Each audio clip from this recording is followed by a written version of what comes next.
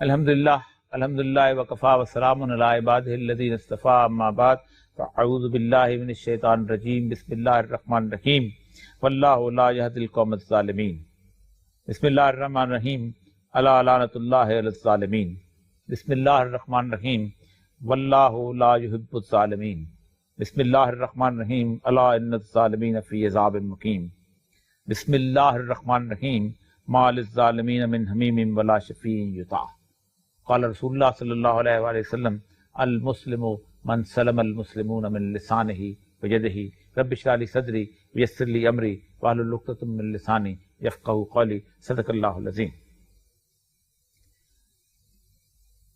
حاضرین کرام، آج آپ کے سامنے میں نے قرآن پاک کی تقریباً 5 مختلف آیات اور ایک حدیث رکھی ہے۔ یہ صرف 5 آیات نہیں ہیں۔ قرآن پاک اس لفظ ظلم کو بتانے کے لیے اور اس کے عیوب بتانے کے لیے اور اس کا عذاب بتانے کے لیے بھرا پڑا ہوا ہے، اور یہاں تک بتایا گیا ہے کہ ظلم ہے کیا۔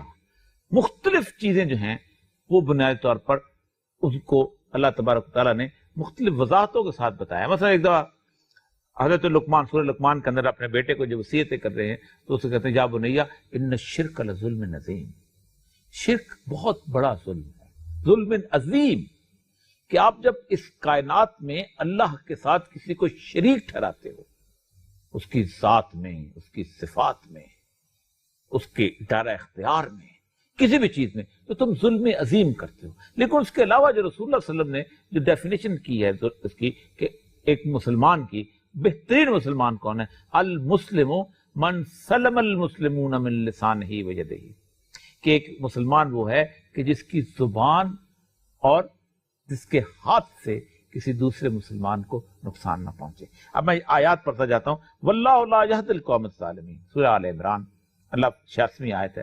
اللہ فرماتے ہیں کہ ہم ظالموں کی قوم کو بحیثیت قوم ظالم، جو قوم بحیثیت مجموعی ظلم کرنے لگے۔ ظلم چیز ہوتی ہے بیسیکلی عدل کے مقابل آتا ہے۔ اس لیے حضرت علی رضی اللہ تعالیٰ عنہ کی ایک قول ہے، آپ نے فرمایا کہ کوئی قوم کفر کی بنیاد پر زندہ رہ سکتی ہے، اللہ کا انکار کر دے، ملحد ہو جائے، کچھ ہو جائے، بہترین، لیکن ظلم کی بنیاد پر زندہ نہیں رہ سکتی۔ اور ظلم کیا ہے کہ جب آپ عدل کو چھوڑ دیتے ہیں، اللہ کہتا ہے ہم ان کو ہدایت نہیں دیتے۔ جو بحیثیت قوم ظلم کرنے لگتے ہیں، لوگوں کو حق مارنے لگتے ہیں، لوگوں کے ساتھ زیادتی کرنے لگتے ہیں، پھر اللہ لعنت اللہ علی الظالمین، سنو اللہ کی لعنت ہے ظالم لوگوں پر۔ واللہ لا یحب الظالم، اللہ کبھی بھی ظالموں سے محبت نہیں کرتا۔ الا ان الظالمین فی عذاب مقیم، اللہ دائمی، مقیم کہتا ہے اللہ دائمی عذاب کے اندر، مستقل عذاب کے اندر میں ظالموں کو رکھوں گا۔ ما للظالمین من حمیم ولا شفیع یطاع، ظالموں کے لیے نہ کوئی ولی ہوگا، دوست نہ سفارشی۔ یعنی رسول اکرم اگر کوئی شخص یہ سمجھتا ہے نا کہ میں ظلم کرنے کے بعد میں ایک دیگ پکا لیتا ہوں اور میں ایک نعت کی بہت بڑی محفل سجا لیتا ہوں اور میں اس کے ساتھ ساتھ جناب رسول اللہ صلی اللہ علیہ وسلم کا ایک مزار ان کے روضہ مبارک پہ حاضری دے دیتا ہوں، تو میں اس کے باوجود ظلم کا، اللہ کہتا ہے کوئی شفیع نہیں ہوگا ان کا۔ کیونکہ اللہ تعالیٰ شفاعت کے بارے میں فرماتے ہیں کہ لا تنفع الشفاعۃ الا باذن الرحمن ورضی له قولا، کہ اللہ تبارک و تعالیٰ کے سامنے کوئی شخص سفارش نہیں کر سکتا جب تک اللہ اس کی اجازت نہ دے اور ورضی له قولا، اس کی بات کو سننا پسند فرمائے۔ شفاعت جو ہے وہ اللہ کی اجازت سے، رسول اکرم صلی اللہ علیہ وسلم کو جو مقام محمود اللہ تعالیٰ نے عطا فرمانا ہے وہ بنیاد اللہ کی اجازت ہے۔ من ذا الذی یشفع عنده الا باذنہ، میں اجازت دوں گا تب تم کسی کی شفاعت کرو گے۔ اللہ کہتا ہے ظالموں کی شفاعت کی میں اجازت نہیں دوں گا۔ اور ظلم کے بارے میں جو آپ نے فرمایا کہ جو کوئی اپنے بھائی کی طرف لوہے سے اشارہ کرے، مطلب تلوار یا پستول یا فلاں، تو فرشتے اس پر لعنت کرتے رہتے ہیں یہاں تک کہ وہ اس چیز سے بات آ جائے، بے شک اس کا سگا بھائی کیوں نہ ہو۔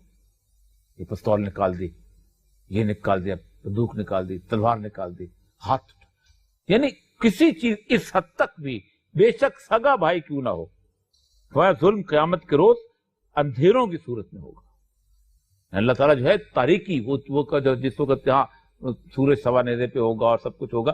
آپ خود سوچیں کہ ایک حدیث پاک صلی اللہ علیہ وسلم، رسول اللہ صلی اللہ علیہ وسلم کی حدیث پاک ہے کہ آپ صلی اللہ علیہ وسلم نے فرمایا کہ قیامت کے دن جب کوئی سایہ نہیں ہوگا، کوئی سایہ نہیں ہوگا، اور اس وقت آسمان جو ہے سورج کہتے ہیں سوا نیزے پہ آ جائے گا، زمین تانبے کی طرح تپ رہی ہوگی، تو اللہ کے تخت کے نیچے 7 لوگوں کو اللہ تعالیٰ جو ہے وہ بنا دے گا، سایہ عطا کرے گا. اس 7 میں کسی مولوی کا ذکر نہیں ہے، کسی عالم کا ذکر نہیں ہے، کسی محدث کا ذکر نہیں ہے، کسی مقرر، کسی اینکر پرسن کا، کسی کا ذکر نہیں ہے. اللہ نے کیٹیگرائز کیے سب سے پہلے عادل حکمران، جس کو ذرا سا بھی دنیا میں اختیار دیا گیا اور اس نے ظلم نہیں کیا، عدل کیا. جو شخص اپنی بیٹی کو حصہ نہیں دیتا، بیٹے کو دیتا ہے، وہ بھی ظلم کر رہا ہوتا ہے.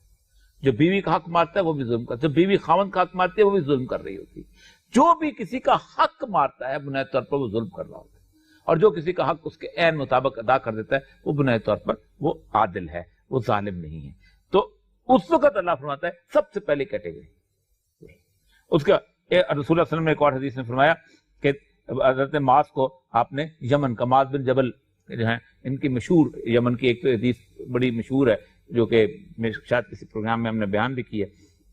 آپ نے فرمایا فیصلے کیسے کرو گے؟ فرمایا یا رسول اللہ میں اللہ تعالیٰ کی کتاب سے فیصلے کروں گا. فرمایا نہ ملے؟ فرمایا کہ میں آپ کی سنت کو دیکھوں گا. میں اگر اس میں بھی نہ ملے تو میں اجتہاد بالرأی، میں رائے سے لوگوں سے پوچھ کے اجتہاد کروں گا.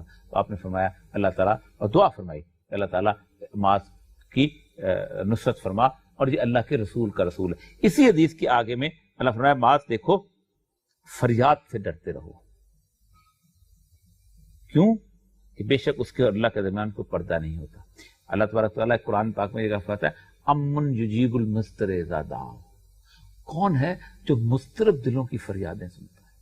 یہ اللہ نے اپنا دعویٰ رکھا ہے کہ میں مضطرب ایک دفعہ ہو جاؤ صحیح تو پھر میں فریاد سنتا ہوں. اس کے بارے میں کچھ واقعات صوفیاء نے بھی کہے کہ ایک شخص تھا، اس کے ڈاکوؤں نے پکڑ لیا اور اس سے مال لوٹ لیا، اس کو قتل کرنا چاہتے تھے. تو اس نے پوچھا کہ مجھے تم 2 رکعت نماز اگر تم پڑھنے دو، میں مرنے سے پہلے اللہ کے حضور نماز پڑھنے چاہتا ہوں. تو انہوں نے کہا کہ وہ نماز پڑھنے کے لیے وہ کھڑے ہوئے اور ان کو کچھ یاد نہیں رہا، اور انہوں نے پوری نماز میں نہ الحمد پڑھی، صرف یہی آیت پڑھتے تھے امن یجیب المضطر اذا دعا، امن یجیب. اور کہتے ہیں کہ جب میں سلام پھیرنے لگا ہوں تو ایک سفید گھوڑے کے اوپر ایک شخص تلوار لے کے آیا ہوتا، اس نے اس ڈاکو کا جو ہے گردن اڑا دی اور کہا کہ اللہ تعالیٰ نے مجھے اس آیت کا وکیل مقرر کیا ہوا ہے. یہ صرف اللہ کے، کوئی بھی شخص میں یہ خصوصیت نہیں ہے امن یجیب المضطر اذا دعا کہ جو مضطرب دلوں کی فریادیں سنتا ہے. اسی لیے آپ نے فرمایا کہ دیکھو اپنے بھائی کی مدد کرو خواہ وہ ظالم ہو یا مظلوم. یہ بڑی خوبصورت حدیث ہے، اور اسی پہ بات ختم کرتے ہیں. ظالم کی، مظلوم کی تو آپ مدد کرو گے، لیکن ظالم کی آپ کیسے مدد کرو گے؟ فرمایا ظالم کی اس طرح مدد کرو کہ وہ ظلم کرنے لگے تو اس کا ہاتھ روک دو. اس طرح آپ اس کی مدد کر رہے ہوتے ہو کہ وہ ظلم نہیں کرتا اور اللہ تعالیٰ کے عذاب سے بچا رہتا ہے. وآخر دعوانا ان الحمدللہ رب العالمین.